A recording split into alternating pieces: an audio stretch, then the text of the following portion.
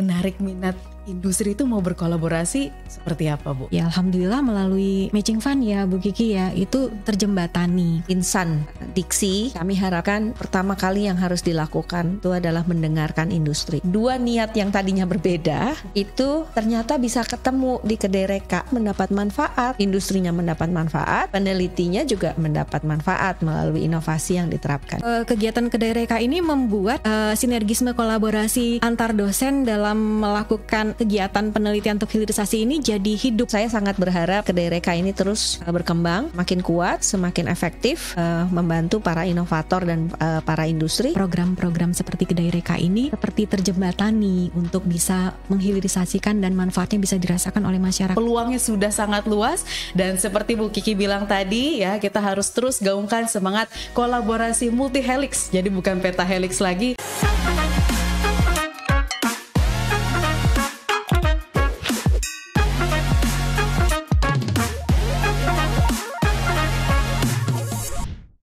Assalamualaikum warahmatullahi wabarakatuh. Halo Insan Dikti, Insan Diksi, dan juga Sobat Kedai Reka di seluruh Indonesia. Bagaimana kabarnya? Semoga selalu baik dan semoga selalu sehat dimanapun Sobat Kedai Reka, Insan Dikti dan Diksi berada. Kembali lagi bersama saya, Velia, di podcast Dikti Menyapa. Dan kali ini kita akan membahas mengenai topik yang sangat spesial bersama tamu-tamu yang spesial juga yang sudah hadir di tengah-tengah kita. Oke, Insan Dikti, Insan Diksi dan juga Sobat Kedai Reka semuanya. Di episode lalu kita sudah berbincang mengenai kolaborasi inovasi. Dan kali ini kita akan mengulas topik yang sama tetapi dengan fokus yang berbeda, yaitu mengenai sinergi inovasi vokasi mewujudkan circular economy. Di tengah-tengah saya sudah hadir dua narasumber yang cantik-cantik ya. Saya izin aja langsung memperkenalkan. Pertama ada Ibu Dr. Insinyur Kiki Yuliati MSc selaku Dirjen Pendidikan Vokasi. Selamat pagi Bu Kiki. Selamat pagi Mbak Felicia. Gimana kabarnya Bu Kiki? Alhamdulillah, pagi ini dengan semangat yang luar biasa. Alhamdulillah ya, semangat pagi terus ya Bu ya. Pagi. Dan juga di tengah-tengah saya sudah hadir Ibu Dr. Andi Early Febrinda selaku penerima Matching Fund 2022 dari Sekolah Vokasi IPB. Selamat pagi Bu. Selamat pagi Bu Feli. Oke, gimana kabarnya Bu Andi? Alhamdulillah baik Bu. Alhamdulillah ya. Terima kasih Bu sudah jauh-jauh dari Bogor ke Kemendikbudristek di sini ya. Kita semangat sekali untuk berbincang mengenai inovasi yang sudah Bu Andi kolaborasikan bersama industri, dan juga nanti kita akan berbincang dengan Bu Kiki selaku Dirjen Vokasi. Baik, Sobat Kedai Reka, Insan Dikti dan Diksi, mungkin saya sedikit memperkenalkan salah satu narasumber kita, yaitu Ibu Dr. Andi. Ya, beliau merupakan penerima Matching Fund tahun 2022 dari Sekolah Vokasi IPB dengan judul Hilirisasi Pangan Fungsional Berbasis Bawang Dayak sebagai Pewarna Alami. Nah, inovasi dari Dr. Andi ini mendapat banyak sekali apresiasi dan salah satunya bisa lolos di program Matching Fund tahun 2022. Boleh kita kasih tepuk tangan ya kepada Dr. Andi. Terima kasih. Baik, untuk itu langsung saja ya, mungkin saya mau langsung berbincang-bincang dengan dua narasumber kita, Bu Kiki dan juga Bu Andi. Sekarang kita lagi di isu sustainability ya, terutama kita mau mengakselerasikannya lewat kolaborasi inovasi. Nah, mungkin dari vokasi sendiri Bu Kiki, bagaimana Bu Kiki sebagai Dirjen melihat adanya urgensi untuk Insan Diksi ini berkolaborasi dengan industri? Mbak Feli, pendidikan vokasi itu kan ciri pembedanya dengan pendidikan akademik. Pendidikan vokasi mengusung 3 nilai dalam setiap aktivitas pendidikan vokasi. Yang pertama, dia harus punya nilai pendidikan jelas ya, karena dia pendidikan vokasi ya, dia membawa nilai pendidikan. Yang kedua, di dalam di dalam pendidikan vokasi itu dia juga harus membawa nilai ekonomi. Artinya pendidikan vokasi itu harus melihat, mempertimbangkan dan relevan dengan sektor-sektor ekonomi di sekitarnya, di sektor-sektor ekonomi yang dilayaninya gitu. Jadi tergantung bidangnya. Kalau bidang Bu Andi misalnya ya, Bu Andi dan teman-teman di pendidikan vokasi itu harus lihat sektor ekonomi yang bergerak atau menggunakan keilmuan Ibu itu apa saja dan perlu apa saja, perlu kompetensi apa, perlu hasil inovasi seperti apa. Dan nilai yang ketiga yang ada dalam pendidikan vokasi adalah nilai sosial. Artinya pendidikan vokasi itu harus membawa manfaat sosial ekonomi bagi siswanya, jelas. Artinya kalau dia sekolah di pendidikan vokasi, kemudian dia bekerja, dia harus mendapat pendapatan yang layak. Kalau dia wirausahanya maju, begitu ya. Membawa nilai sosial bagi masyarakat dan dia membawa nilai sosial terutama bagi keluarga para lulusannya. 3 nilai inilah yang harus selalu ada dalam pendidikan vokasi sehingga nilai ekonomi tadi ya, kemitraan itu menjadi sentral dalam pendidikan vokasi. Apapun yang dilakukan dalam gerak langkah vokasi harus berbasis pada kebutuhan mitranya. Oke, baik. Jadi manfaatnya pun juga tidak hanya dirasakan oleh inovatornya Ibu ya, tapi masyarakat serta industri yang dikolaborasikan gitu. Betul. Oke, lalu dari program Matching Fund kemarin, Bu, mungkin boleh cerita sedikit kalau Bu Kiki lihat seperti apa sih inovasi dari Insandiksi ini berdampak luas ke masyarakat? Ya, sejak diluncurkannya Kedai Reka yang kemudian digandeng dengan program Matching Fund dari kementerian, itu banyak kejutan. Di pendidikan vokasi itu banyak kejutan, Mbak Feli dan Bu Andi. Yang tadinya kita pikir, jadi selama ini insan vokasi itu berkolaborasi masing-masing sendiri-sendiri gitu. Ya, dengan industrinya begitu. Dan dengan Matching Fund, dengan Kedai Reka, kita punya database juga yang cukup, yang besar, bahwa potensi kerjasama yang sudah ada itu besar dan yang akan bisa dikembangkan itu ternyata banyak sekali. Wow.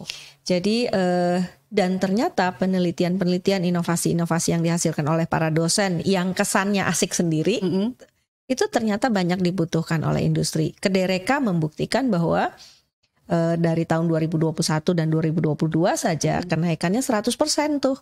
Oh, oke. Luar biasa. Minat dari industri untuk mengambil inovasi dari perguruan tinggi. Jadi itu sih saya lihat potensinya yang luar biasa. Oke, jadi selama ini kalau kita tahu ya, Dr. Andi juga, kalau Insandiksi itu orang vokasi fokusnya hanya di praktik aja. Jadi untuk berteori itu kurang dan apalagi untuk berinovasi gitu. Nah, jadi mungkin kalau dari pembuktian Dr. Andi sekarang ya, kita ternyata sudah banyak inovasi yang diperlukan masyarakat dan juga sudah diimplementasikan. Dan mungkin Bu Kiki, saya juga jadi penasaran lagi nih, bagaimana sih dampak yang akan dirasakan oleh Insandiksi kalau mereka itu tidak hanya berfokus ke praktek, tapi juga ke inovasi? Ya, jadi gini, kalau di dalam pendidikan vokasi itu sulit sekali membedakan ini sedang teori apa sedang praktek.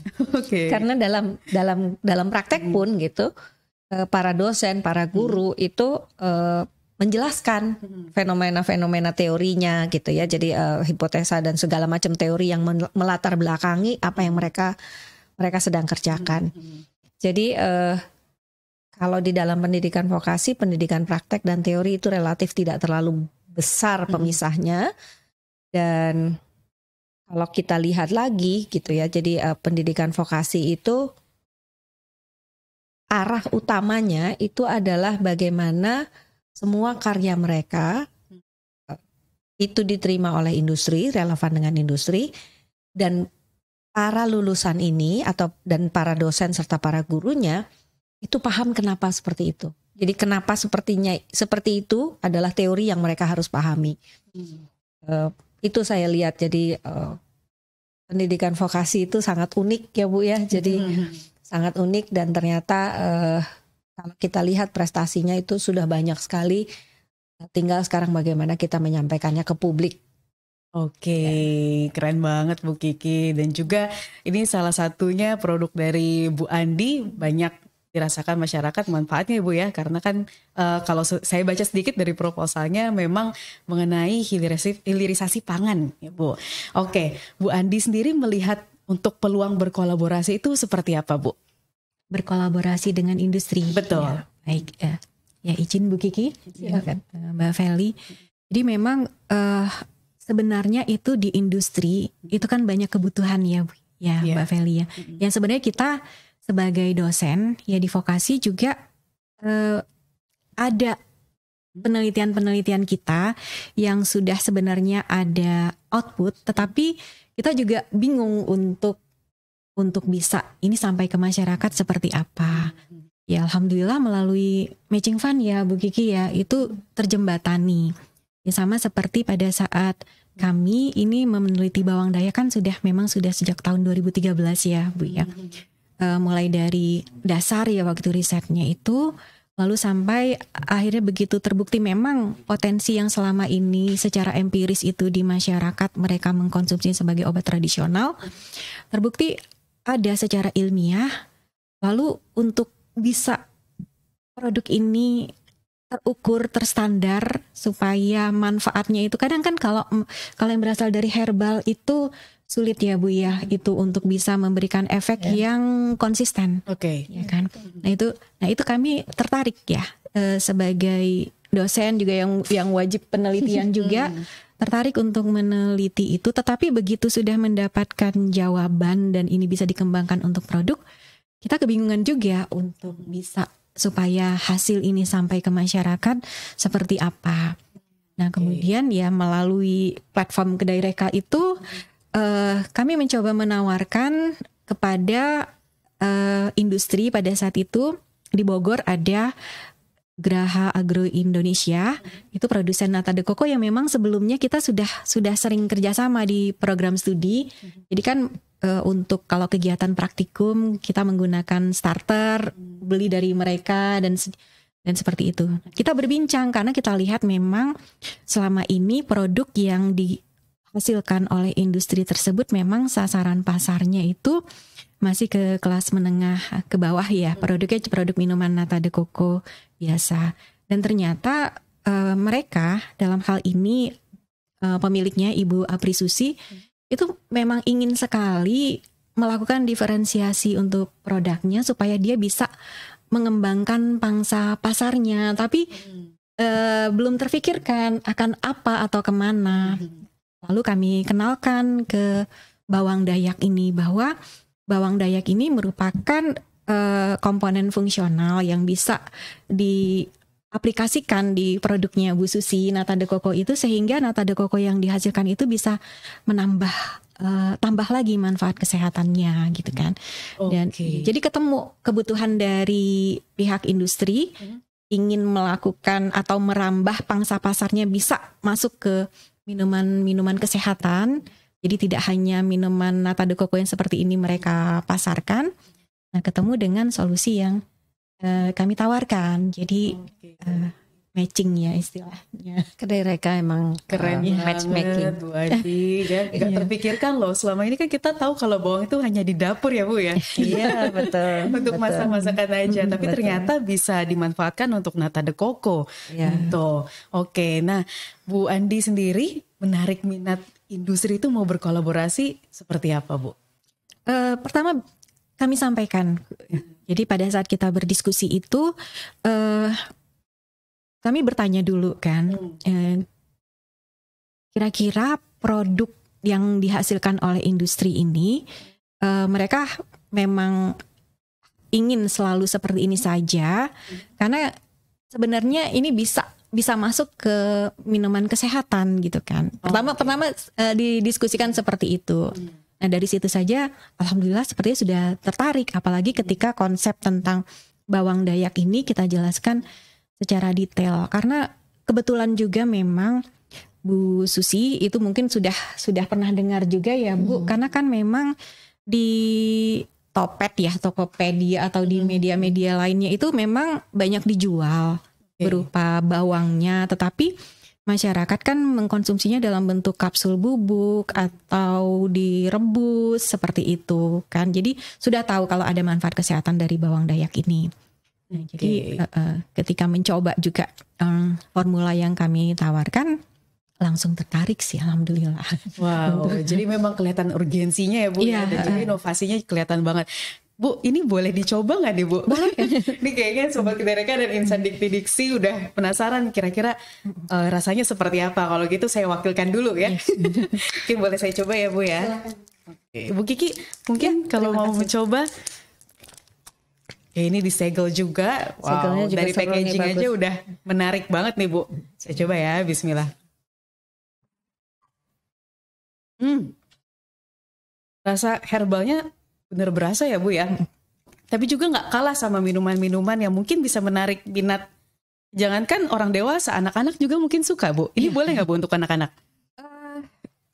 Kalau anak-anak, kalau yang ini kami buat dua varian kan Bu ya. Untuk yang ada gulanya dan yang tidak pakai gula. Kalau yang tidak pakai gula itu faktor pembatas buat anak-anaknya kan di pemanisnya ya, pemanis buatannya karena pemanis alami saja seperti stevia itu dia akan ada sisa rasa getir. Jadi kami harus memformulasikan juga dengan sukralos supaya seimbang rasanya. Nah di sukralos ini yang ada batasan tidak cocok untuk balita. Jadi kalau balita sebaiknya jangan. Tapi ada satu lagi yang variannya yang pakai gula pasir. Nah kalau yang itu bisa. Berarti memang ini baiknya dikonsumsi usia berapa Bu? 8 tahun Kak. 8 tahun Kak. Kalau yang formula menggunakan sukralos tadi ya. Tapi kalau yang gula bisa gula pasir bisa. Oh luar biasa. Ini jadi bisa menggantikan minuman manis yang mungkin manfaatnya kurang ya Bu ya. Dengan minuman Fresh Up Day dari Nata de Coco yang mengandung ekstrak bawang dayak ini. Oke, ini langsung disaksikan Bu Kiki. Gimana Bu Kiki? Tertarik banget gak nih Bu dengan produknya? Iya, luar biasa inovasinya. Jadi tadi kata kunci yang disampaikan Bu Andi adalah para inovator, Insan Diksi, kami harapkan pertama kali yang harus dilakukan itu adalah mendengarkan industri. Jadi tadi Bu Andi bilang, kami tanya, kami ingin tahu dulu. Jadi ada dorongan, ada niat untuk memahami industri seperti apa, begitu. Sehingga penelitiannya itu menjadi bisa kita arahkan. Oh, industri butuhnya ini, gitu. Sehingga tadi Bu Andi mengatakan, oh kami bisa sesuaikan untuk yang perlu pembatasan kalori, dibikin yang versi tidak gula gitu ya Bu. Ya jadi karena mendengarkan apa kebutuhan industrinya. Jadi dan satu lagi tadi juga Bu Andi mengatakan peneliti itu meneliti karena wajib, tridharma, ya. Karena ada rasa ingin tahu, karena pada dasarnya beliau ini peneliti, rasa ingin tahunya besar, pengen tahu, pengen lihat segala macam. Sementara industri itu kalau melakukan riset itu ya tadi untuk perluasan pasar, untuk efisiensi gitu, untuk kepentingan bisnisnya gitu. Jadi dua niat yang tadinya berbeda itu ternyata bisa ketemu di Kedereka. Ternyata bisa ketemu di Kedereka, kedua belah pihak mendapat manfaat. Industrinya mendapat manfaat, penelitinya juga mendapat manfaat melalui inovasi yang diterapkan. Jadi itu sebetulnya yang ingin didorong dalam MBKM atau kalau Mas Menteri bilang intervensi transformasi pendidikan tinggi itu pada manusianya. MBKM itu pada mahasiswanya, matching fund dan Kedereka itu pada dosennya, competitive fund atau PKKM itu pada institusinya. Jadi 3 itu tuh yang menjadi sasaran dalam proses transformasi. Alhamdulillah Kedereka sudah sangat banyak membantu mempertemukan para inventor dengan jodohnya di industri. Jadi biro jodoh ya. Jadi biro jodoh. Jadi memang Kedereka lewat programnya salah satunya matching fund ini ya Bu, jadi biro jodoh untuk memberikan simbiosis mutualisme juga bagi inovator dan juga industri. Kalau inovator akhirnya inovasinya nggak cuma mentok di perpustakaan aja ya Bu ya, tapi juga bisa membantu mengakselerasikan kebutuhan industri. Luar biasa. Nah Bu Kiki, mungkin aku mau bertanya seputar vokasi bagaimana melihat peluang dari circular economy ini Bu untuk nantinya digerakkan kembali atau mungkin bisa kita improvisasi bagi para inovator Insan Diksi. Jadi ada banyak peluang yang boleh jadi sekarang belum terfikirkan atau belum terlihat oleh kita, begitu. Dan dengan komunikasi yang intens di Kedai Reka antara industri dengan para peneliti, itu menjadi terbuka berbagai peluang-peluang inovasi tadi, termasuk untuk circular economy. Misalnya penelitian dari IPB, vokasi IPB, itu menghasilkan minuman dengan ekstrak bawang dayak, gitu ya. Nanti boleh jadi ada peneliti di tempat lain lalu berpikir ini ampas bawang dayak ini terus kemana gitu ya. Terus nanti mungkin ada industri lain yang mengatakan oh kita butuh itu pengolahan dari ampas bawang dayak dan seterusnya. Sehingga dengan platform yang begitu terbuka di Kedai Reka, potensi-potensi dan peluang-peluang inovasi itu menjadi semakin terbuka, Mbak Feli. Dan kemarin beberapa waktu yang lalu ada dalam sebuah acara begitu ada seorang dosen yang menanyakan ke kami, itu mungkinkah kementerian membuat database industri apa yang perlu inovasi dari perguruan tinggi. Itu pekerjaan yang tidak akan ada habisnya ya. Jadi kita udah mulai dengan Kedai Reka, para inovator bisa tinggal buka tuh jendela-jendela yang begitu banyak di Kedai Reka, lalu bisa lihat, oh penelitian saya bisa masuk di sini. Demikian juga industri, dia bisa lihat di Kedai Reka, inovator-inovator kita sudah punya inovasi apa, gitu, sehingga mereka bisa nyambung. Jadi circular economy itu akan semakin kencang jalannya, begitu ya, dan semakin baik pengembangannya ketika semua berkomunikasi dengan baik, dengan efektif dan produktif.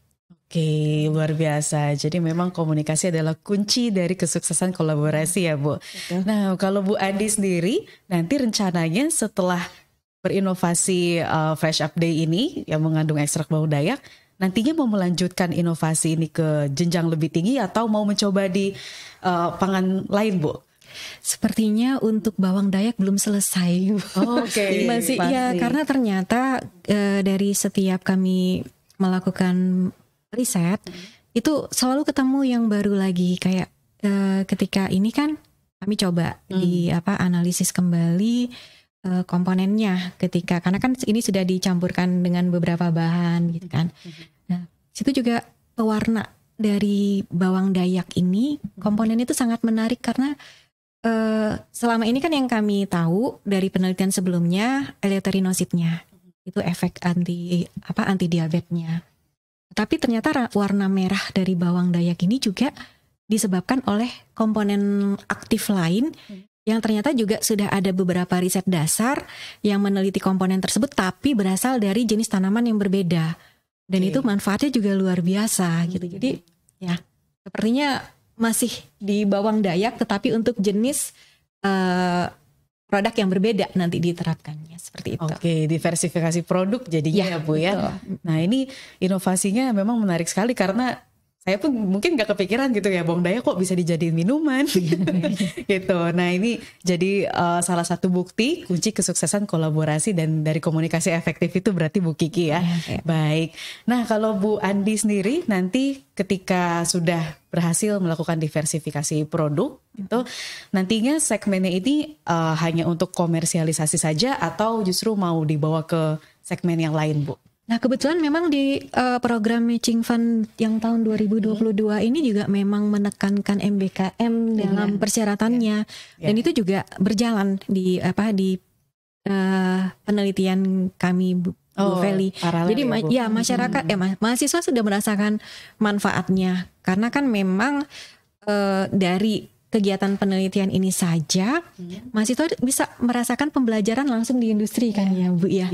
Jadi tidak hanya di industri, mereka juga langsung seperti oh ini rasanya kalau mau mengembangkan produk baru.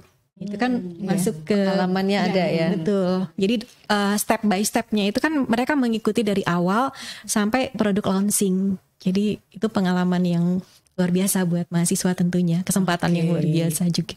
Betul. Jadi memang di Kedereka ini melalui program Matching Fund dibuat ekosistem kolaborasi itu manfaatnya semua dirasakan oleh industri, inovator dan juga mahasiswa itu sendiri ya Bu ya. Betul. Oke, kalau ngomongin ekosistem Kedereka, nah mungkin Bu Kiki kita beralih dari Matching Fund. Kemarin kan kita sudah baru saja melaksanakan salah satunya Matchmaking Innovation Forum ya Bu ya. Bagaimana Bu Kiki melihat program dari ekosistem Kedereka ini nantinya bisa membantu inovator untuk mengakselerasikan atau mensinergikan inovasi mereka di industri Bu?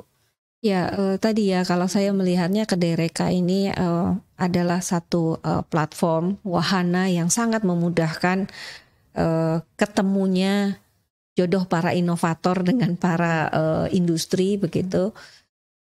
Saya juga bertemu dengan beberapa industri dan mereka mengatakan mereka sangat dimudahkan oleh Kedereka gitu. Jadi mereka selama ini tidak tahu apa sih sebetulnya yang dilakukan oleh para insan perguruan tinggi dalam hal ini vokasi begitu ya.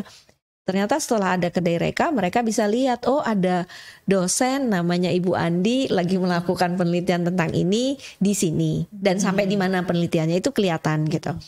Demikian juga dengan dosen-dosen yang lain. Jadi saya pribadi itu sangat melihat peran kuat dan positif dari platform Kedereka, ekosistem Kedereka untuk mempertemukan dua ekosistem yang berbeda ini, dua pihak yang selama ini jalan sendiri-sendiri kesannya, tetapi sebetulnya dengan adanya Kedereka ada jembatan yang menghubungkan mereka. Dan ke depan saya lihat juga Kedereka itu adalah living organism ya, jadi dia hidup terus, dia akan diperbaharui terus dari tahun ke tahun dengan berbagai mitra yang masuk, mungkin mitra yang keluar, inovasi yang selesai atau justru malah berkembang seperti tadi temuan Bu Andi gitu ya. Jadi kalau saya melihat ekosistem Kedereka akan sangat dinamis, akan sangat menarik karena dia pasti tidak akan monoton karena berbagai hal baru akan muncul di sana. Dan kementerian akan berupaya untuk terus mendukung Kedereka melalui Matching Fund. Oke, terima kasih banyak Bu Kiki atas dukungannya. Dan kalau Bu Andi sendiri melihat peluang di program-program ekosistem Kedereka selain Matching Fund itu bagaimana Bu sebagai inovator? Ya, sebenarnya untuk di Matching Fund sendiri yang satu lagi ya Bu Feli, Bu Kiki yang kami rasakan ya di Prodi, kegiatan ini bisa, kan ini nggak mungkin ya kegiatan yang dilakukan satu dosen aja ya Bu ya. Jadi kolaborasi yang luar biasa di dosen-dosen tidak hanya di Prodi bahkan antar Prodi, karena untuk Kedereka kalau untuk formulasi atau untuk penjaminan mutunya kami di program studi supervisor jaminan mutu pangan bersepuluh. Ya, kami bersepuluh, ada Bu Dewi, boleh saya sebut ya Bu ya. Bu. Ada Bu Witri, ada Bu Dwi, ada Bu Luki, ada Bu Neni, ada Pak Zaim, hadir di sini kebetulan Pak Zaim, ada Bu Ai, kemudian ada Bu Rianti, kemudian ada juga Bu Gayatri. Nah, itu kami semua dari program studi supervisor jaminan mutu pangan Bu. Tetapi kan untuk kegiatan hilirisasi ini kan perlu kolaborasi juga dengan dosen di luar prodi, khususnya yang memahami tentang pemasaran. Jadi di situ juga terlibat ada Pak Aziz dari program studi manajemen agribisnis. Jadi dengan adanya kegiatan Kedereka ini membuat sinergisme kolaborasi antar dosen dalam melakukan kegiatan penelitian untuk hilirisasi ini jadi hidup gitu Bu. Jadi kampus juga jadi terasa lebih hidup dengan kegiatan-kegiatan yang semua punya punya sasaran yang sama, niat yang sama, gimana caranya supaya temuan ini bisa membawa manfaat bagi masyarakat gitu kan. Paling nggak angka diabetes ya Bu ya. Iya betul. Angka diabetes di kita di Indonesia ini kan tinggi sekali dan karena masyarakat kurang mewaspadai sebelum terjadi diabetes itu ada range di mana sebenarnya itu masih bisa dikendalikan, range yang kadar glukosa darahnya itu mulai terganggu. Nah, kalau itu bisa di manage dengan minuman-minuman kesehatan yang enak mungkin yang mereka tidak keberatan untuk minum. Nah, itu kan bisa menekan ya. Mudah-mudahan bisa menekan seperti itu. Jadi dengan visi yang sama, jadi kita bersemangat Bu Mbak Feli untuk melakukan hal tersebut. Ya. Oke, jadi nggak jalan sendiri-sendiri ya Bu ya? Nggak bisa. Ini nggak bisa jalan dikerjakan satu sendiri-sendiri. orang ya Bu Kiki, Nggak karena bisa. ya betul. Ya, jadi ini juga pembelajaran ya, memberikan pengalaman belajar luar biasa kepada mahasiswanya. Tadi Bu Andi mengatakan bahwa dalam setiap kegiatannya melibatkan mahasiswa. Jadi mahasiswa mungkin ya ketika Bu Andi dan timnya berdiskusi dengan industri, mereka ada di sana, melihat, mendengar, bahkan ikut dalam diskusi itu gitu. Itu suatu pengalaman berharga yang tidak bisa dirupiahkan begitu ya kalau kita bicara nilai, dan itulah yang ingin diciptakan melalui berbagai kebijakan Merdeka Belajar. Oke, jadi kalau selama obrolan tadi terasa sekali kolaborasi Pentahelix ini benar-benar bisa dirasakan manfaatnya ya Bu ya. Betul. Mungkin kita sebut multi helix karena saking banyaknya. Udah nggak tahu lagi di mana. Udah nggak lima lagi. Multi helix. Oke, nah kalau terakhir mungkin pertanyaan dari saya Bu ya. Tadi kan kita udah banyak ngobrol manfaat dari Kedai Reka dan juga ekosistem-ekosistem yang dibangun dalam platform ini. Mungkin boleh saya tanya ke masing-masing Bu Kiki dan juga Bu Andi. Kalau dari Bu Kiki sendiri, kesan dan pesannya selama bergabung menjadi Dirjen Vokasi dengan Kedai Reka selama 1 tahun belakang ini seperti apa Bu?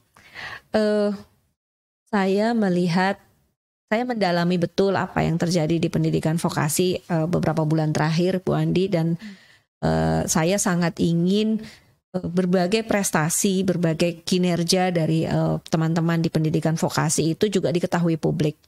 Selama ini mitos tentang pendidikan vokasi itu luar biasa, dan luar biasa tuh dalam konteks yang kurang produktif gitu ya. Jadi kita ingin mematahkan mitos itu atau ingin menyampaikan kepada publik tidak seperti itu kenyataannya begitu. Jadi dengan adanya matching fund dan Kedai Reka, Bu Andi dan teman-temannya yang berprestasi, yang betul-betul secara nyata membantu industri dan tidak harus industri besar ya.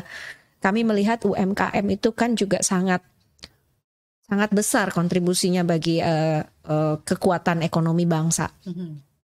Dan inovasi di pendidikan vokasi itu tidak harus selalu inovasi yang wah gitu ya, yang kemudian kesannya gimana gitu. Inovasi sederhana tetapi meningkatkan efektivitas, meningkatkan efisiensi produksi UMKM, misalnya meningkatkan daya saing gitu. Itu saja menurut saya sudah sangat bermakna bagi bisnis-bisnis kita, entitas bisnis kita. Jadi harapan saya teman-teman di pendidikan vokasi, insan pendidikan vokasi itu terus berkarya untuk bangsa, dan kita ingin menciptakan atau mendukung para SDM kita, para generasi muda kita untuk siap mengusung amanah menjaga bangsa ini ke depan. Jadi saya sangat berharap Kedai Reka ini terus berkembang, semakin kuat, semakin efektif, membantu para inovator dan para industri untuk bertemu jodohnya masing-masing, untuk kemudian meningkatkan daya saing bangsa secara umum. Amin, amin. Kita aminkan bersama insya Allah ya Bu ya. Dan juga tentunya transformasi pendidikan tinggi ini tidak akan berhasil tanpa adanya kolaborasi seperti yang Bu Kiki bilang tadi. Oke, kalau dari Bu Andi bagaimana Bu kesan dan pesannya selama ini berkolaborasi dengan Kedai Reka? Ya tentu berharap Kedai Reka ini tetap ada terus sepanjang tahun, membuka kesempatan terus ya Bu, karena betul seperti yang dikatakan Bu Kiki tadi, inovasi itu tidak akan pernah berhenti, permasalahan di masyarakat itu akan selalu ada, dan kalau para dosen pada saat meneliti hanya bisa melakukan itu terbatas untuk memenuhi kewajiban untuk menghijaukan BKD ya Bu ya, itu sangat sayang sekali. Tetapi dengan adanya program-program seperti Kedai Reka ini seperti terjembatani untuk bisa menghilirisasikan dan manfaatnya bisa dirasakan oleh masyarakat. Jadi harapannya sangat besar supaya kegiatan ini bisa terus ada sepanjang tahun ya. Oke, amin, amin. Dan juga Bu Andi tetap semangat terus ya Bu ya. Amin. Pasti mau berkolaborasi lagi kan Bu? Insya Allah. Insya Allah ya. Oke, tak terasa kita sudah ngobrol banyak sekali. Terima kasih banyak Bu Kiki. Sama-sama Mbak Feli. Terima kasih juga Bu Andi. Terima kasih banyak atas wejangan-wejangannya kepada inovator. Nih, semuanya pasti bisa belajar dari etos kerja Bu Kiki dalam maksud saya Bu Andi dalam berinovasi ya. Baik, ya itu dia Sobat Kedereka, Insan Diksi dan Insan Dikti ya, kita sudah mendengar banyak sekali mengenai apa saja yang perlu kita akselerasikan inovasinya, dan juga walaupun dari dunia vokasi itu banyak praktiknya, tapi jangan takut untuk berinovasi karena peluangnya sudah sangat luas. Dan seperti Bu Kiki bilang tadi ya, kita harus terus gaungkan semangat kolaborasi multi helix, jadi bukan pentahelix lagi, untuk mensinergikan inovasi dalam dunia vokasi.